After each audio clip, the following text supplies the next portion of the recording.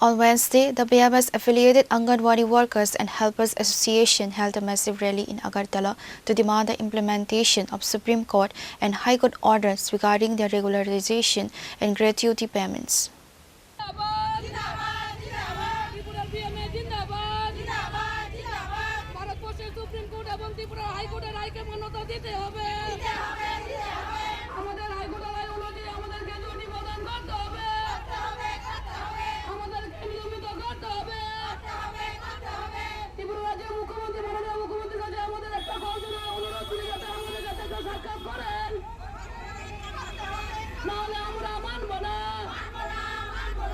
The protest began with a rally from Astabal to the Circuit House area. Subsequently, a representative delegation visited the Secretariat to submit a formal memorandum to the Secretary of the Social Welfare and Social Education Department.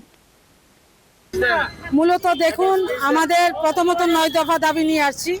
এই 9 দফা দাবির মধ্যে আমাদের সর্বোত্তম দাবি হলো supreme কোর্টের রায়টা। 2022 সালে আমরা কেস করে আমাদের সুপ্রিম কোর্টের রায় পেয়েছি। তারপরে সরকার আবার রিট পিটিশন করেন, তারপরে আমরা আবার রায় ফিরে পেলাম।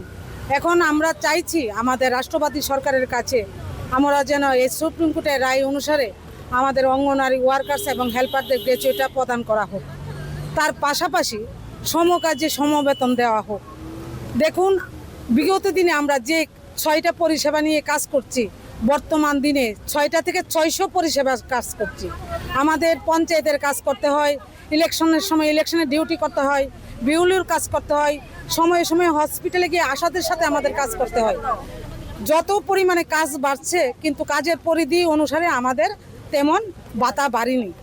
বর্তমানে আমরা চাইছি সুপ্রিম কোর্টের রায় অনুসারে আমাদের এই মহার্ঘ ভাতা থেকে এটা স্যালারি করা হোক এবং অঙ্গনওয়াড়ি ওয়ার্কারদের স্কিম ওয়ার্কারের আওতায় আনা হোক।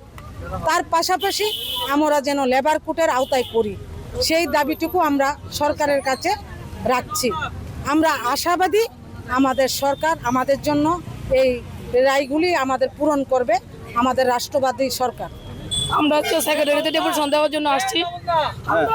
আমরা 2022-এ একবার গ্র্যাচুইটি রায় পেয়েছিলাম সুপ্রিম কোর্ট থেকে, এবার আমরা হাইকোর্টে এবং সুপ্রিম কোর্টের রায় আবার পুনরায় পেয়েছি যে আমাদেরকে গ্র্যাচুইটি প্রদান করতে হবে এবং আমাদেরকে নিয়মিত করতে হবে। আজকে আমরা সেক্রেটারিতে আমরা একটা ডেপুটেশন রাখবো। পাশাপাশি আমাদের মাননীয় মুখ্যমন্ত্রীর কাছে আমরা একটা লেটার দিতে চাই যে উনি যাতে আমাদের সাথে একটা সাক্ষাৎ করেন, মানে ওনার মূল্যবান সময় থেকে যাতে আমাদের একটু সময় দান করেন। আর আমরা ত্রিপুরা অঙ্গনের ভোটটা চাই, যেহেতু আমরা সুপ্রিম কোর্টের রায় এবং হাইকোর্টের রায় পেয়েছি।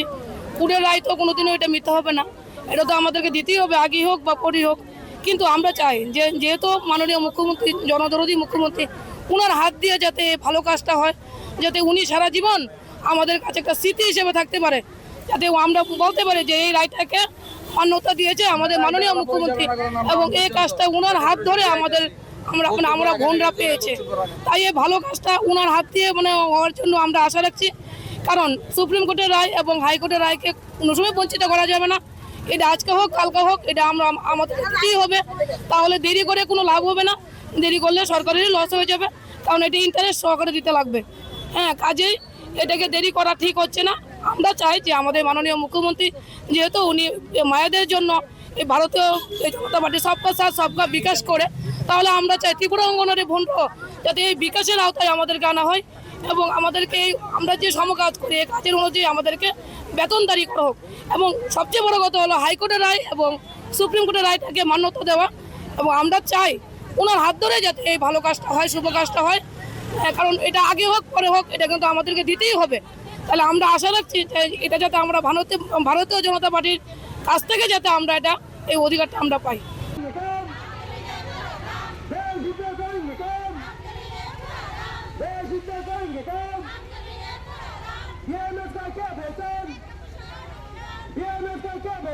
Reporter Pranav from Agartala, Chini Khora.